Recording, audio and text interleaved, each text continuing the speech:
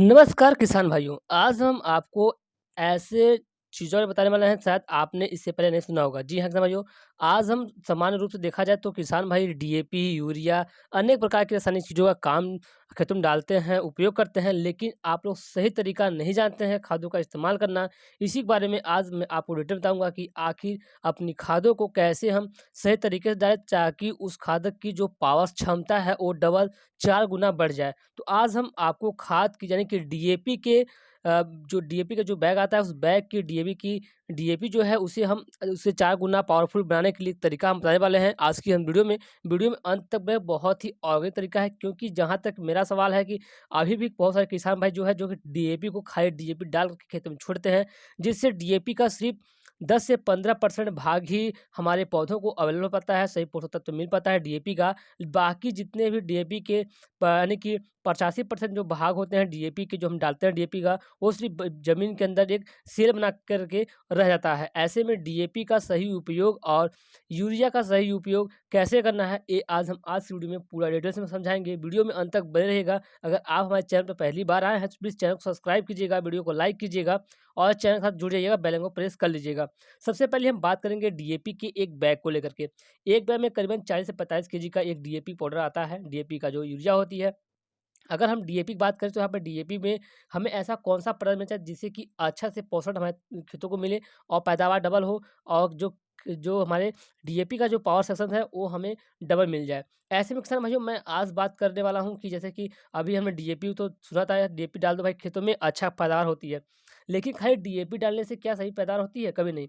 क्योंकि हम आज के डेट में अपने खेतों में सिर्फ रासायनिक चीज़ों को ही डाल रहे हैं, ना कि ऑर्गेनिक चीज़ों को नहीं डाल रहे हैं।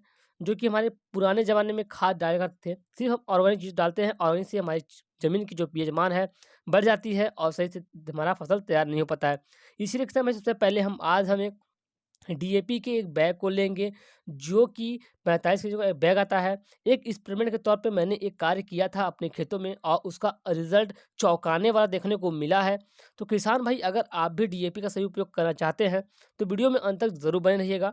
सबसे पहले हम लेंगे डीएपी का एक बैग, यानी कि डीएपी में 45 किलो का एक बैग आता है और सबसे पहले तो किसान भाइयों आपके पास होना चाहिए कम से कम 1 साल या 2 साल पुराना कंपोजिट खाद। यानी कि कंपोस्ट खाद का मेरा मतलब ये है कि अगर आपके घर में अगर भेड़ है, तो भेड़ का खाद तैयार करके रखिए। अगर नहीं है तो गाय का गोबर जो है उसका कंपोस्ट खाद बनाइए, रासायनिक खाद तैयार कीजिए। अगर वो भी नहीं है तो आप बकरी का भी खाद तैयार कर सकते हैं।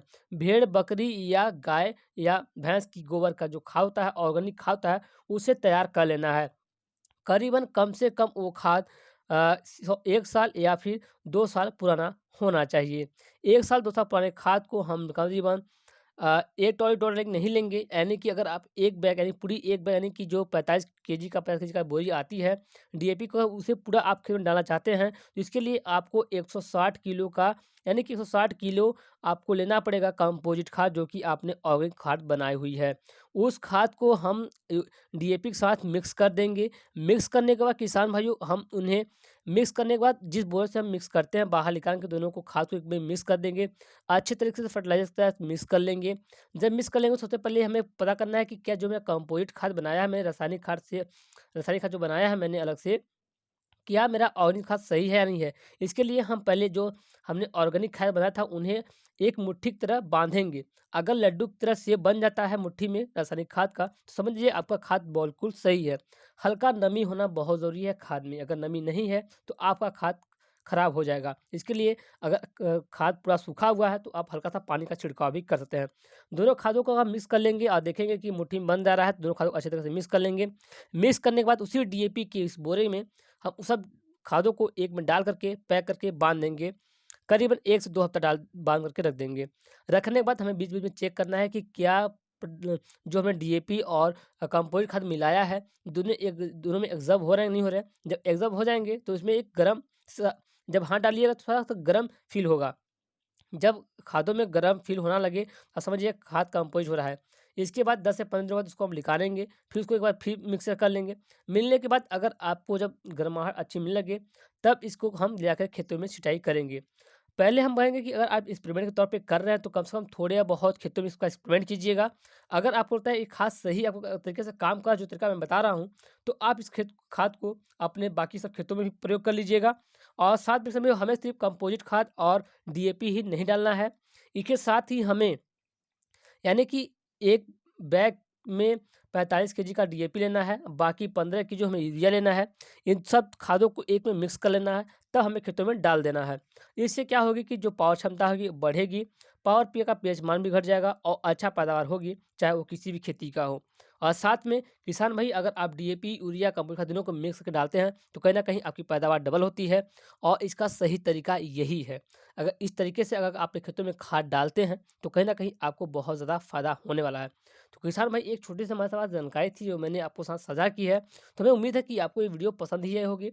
वीडियो को शेयर कीजिए, लाइक कीजिए, चैनल पे पहली बार आए हैं, सब्सक्राइब ज़रूर कीजिएगा। मैं जानता हूँ कि आप लोगों के लिए ये चैनल बहुत ही इम्पोर्टेंट है क्योंकि इस चैनल से आपको अच्छी-अच्छी जानकारियाँ देखने को मिलेंगी। तब तक के लिए जय हिंद, वंदे मातरम, जय जवान, जय किसान।